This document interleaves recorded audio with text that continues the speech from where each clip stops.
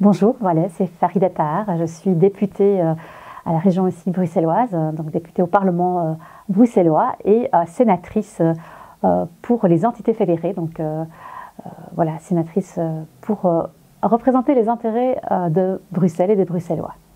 Merci en tout cas pour votre invitation.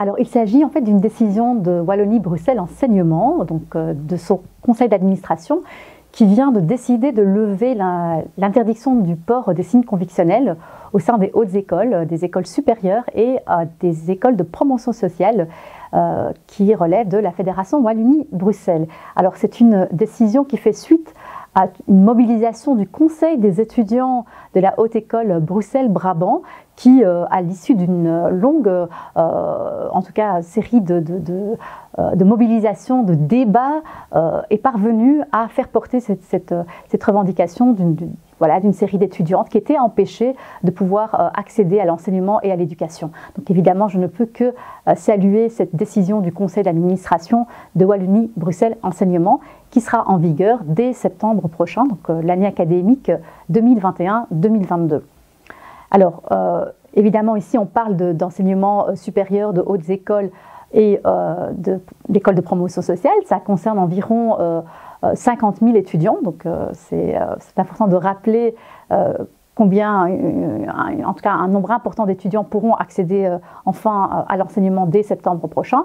Et rappeler que, pour ce qui concerne cette décision, elle était fortement attendue, en tout cas pour toutes les personnes qui étaient prises de justice, enfin qui sont prises de justice, qui sont soucieuses de l'égalité d'accès à l'éducation, aussi à l'émancipation et également au respect simplement de la loi en fait. Parce qu'en Belgique, nous avons des dispositions juridiques, la Constitution belge par exemple, mais aussi des conventions internationales qui garantissent la liberté de religion, la liberté de croire ou de ne pas croire.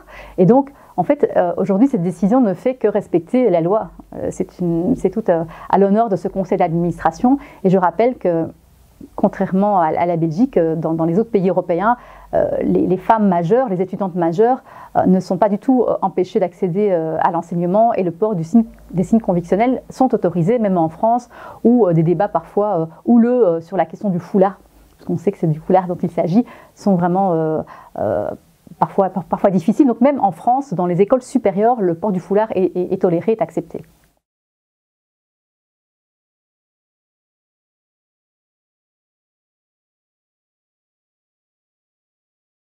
Alors sur la mention des restrictions, des exceptions faites à cette décision, parce qu'on a pu lire que pour des raisons de sécurité, d'hygiène, il est possible de restreindre en tout cas cette décision, donc cette possibilité, cette autorisation du port des signes convictionnels. Il faut rappeler que aussi bien, autant on peut comprendre et approuver que pour des raisons de sécurité, il faille mettre en place une série de modalités, autant il ne faudrait pas qu'au nom de cette exigence de sécurité, on en vienne à limiter un droit fondamental en fait.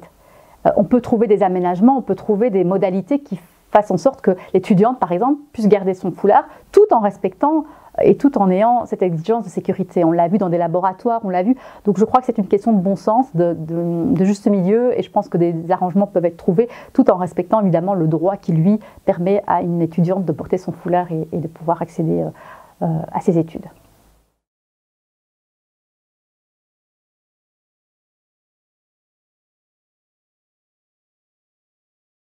Alors à Bruxelles, dans le cadre de l'accord de majorité entre le PS, Écolo et Défi, donc en 2019, juste après les élections, il y a eu un accord de majorité sur une série de points, et notamment sur la levée de l'interdiction des ports des signes convictionnels dans les hautes écoles et dans les écoles de promotion sociale qui dépendent de la COCOF.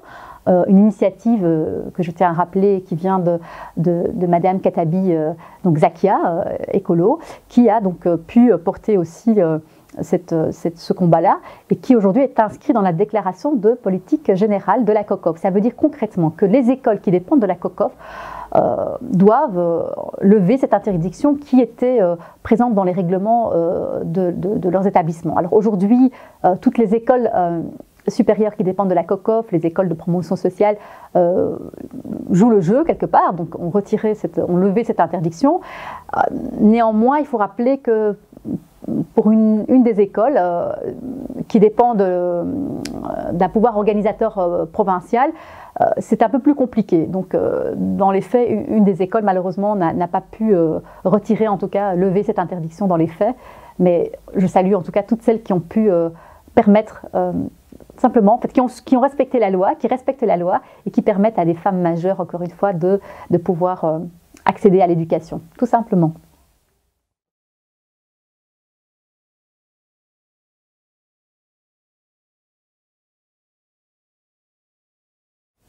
Moi, j'aime bien parler de foulard plutôt que de voile, en fait.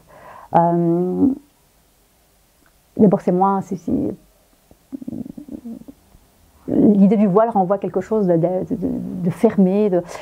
Ici, il s'agit vraiment du foulard, quand on parle de signe convictionnel. Et je pense que c'est malheureusement un débat qui dure depuis presque 2 décennies. Ça fait 20 ans qu'on en parle. On en parle souvent à la place des concernés.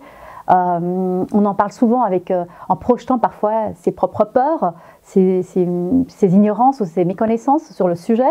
On entend dire que la femme serait soumise à son frère, à son père, à qui sais-je, pardon, et du coup c'est mal connaître les femmes que de penser à leur place, que de décider à leur place.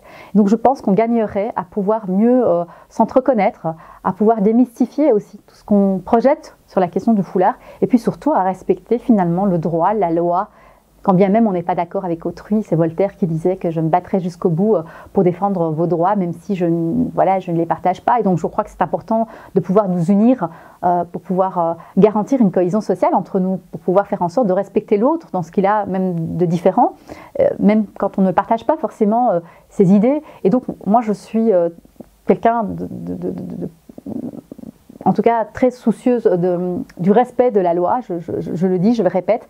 C'est important de permettre à ces femmes, encore une fois adultes, majeures, de pouvoir décider librement de la façon dont elles doivent se vêtir, de la façon dont elles disposent de leur corps.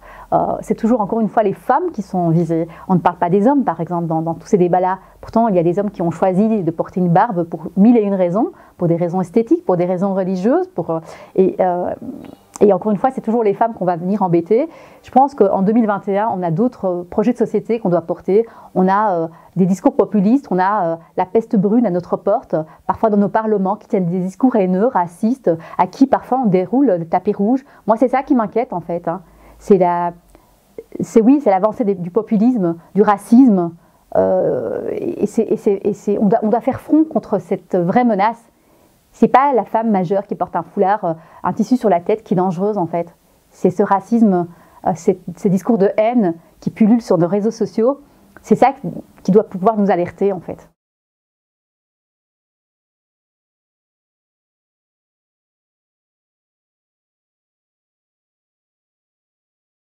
Et donc ici, on a beaucoup parlé de cette décision de Bruxelles, de Wallonie-Bruxelles Enseignement, qui a été aussi portée par ce conseil des étudiants. Je l'ai salué. Moi, à mon niveau, à Bruxelles, je suis évidemment intéressée par tout le travail en amont, tout le volet de prévention, l'importance des formations aussi socioculturelles pour pouvoir apprendre à mieux connaître l'autre dans le rapport de l'altérité.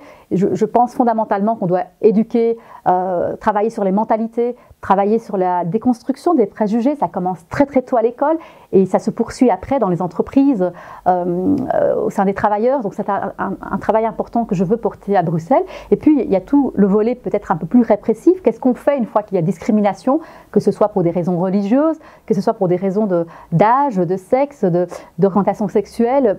Pour tous les critères qui sont protégés par la loi, il y a des dispositifs qui existent en Belgique. Il y a la loi Moureau, il y a la loi contre le racisme, contre les discriminations. Et à Bruxelles, il existe depuis 2017 une ordonnance qui s'appelle l'ordonnance testing et qui permet à l'inspection régionale de l'emploi quand il est saisi d'une discrimination, de pouvoir effectuer des tests de situation par téléphone, donc ce qu'on appelle les appels mystères, ou en envoyant des CV anonymes à un employeur qui est visé par une discrimination. Force est de constater que c'est un outil juridique intéressant, mais que dans la réalité, il peine en fait à faire ses preuves parce qu'il faut doter l'inspection régionale de l'emploi de plus de moyens, parce qu'on pourrait améliorer ce dispositif qui existe pour lutter contre les discriminations. Et donc j'ai aussi envie de porter ce combat-là au sein du Parlement bruxellois. D'ailleurs, j'ai déposé avec mes collègues une proposition de modification de l'ordonnance testing qui a été envoyée à nos partenaires de majorité. Je ne doute pas que le ministre de l'Emploi y sera particulièrement attentif et qu'on avancera en tout cas contre toutes les discriminations en tout cas, quelles qu'elles soient, quels que soient les motifs. Je pense que c'est important de viser l'objectif de la mise à l'emploi. Moi, ce qui m'intéresse, c'est que les gens, quels qu'ils soient, puissent accéder à l'emploi. Et pour cela, on dispose de différents dispositifs qu'on essaiera de perfectionner, d'améliorer, dans l'intérêt uniquement de pouvoir faire en sorte que notre société soit plus inclusive, plus respectueuse des différences, où chacun y a sa place. Et c'est pour ça aussi que j'ai choisi de me lancer en politique. C'est parce que j'ai milité dans l'associatif pendant des années, j'ai porté ces combats-là au MRAX, au CCIB, dans d'autres plateformes, dans d'autres collectifs. Et aujourd'hui, c'est un travail que je veux aussi poursuivre au Parlement bruxellois, à côté évidemment d'autres dossiers que je porte au niveau social et démocratique. Voilà. Je vous remercie pour votre attention en tout cas.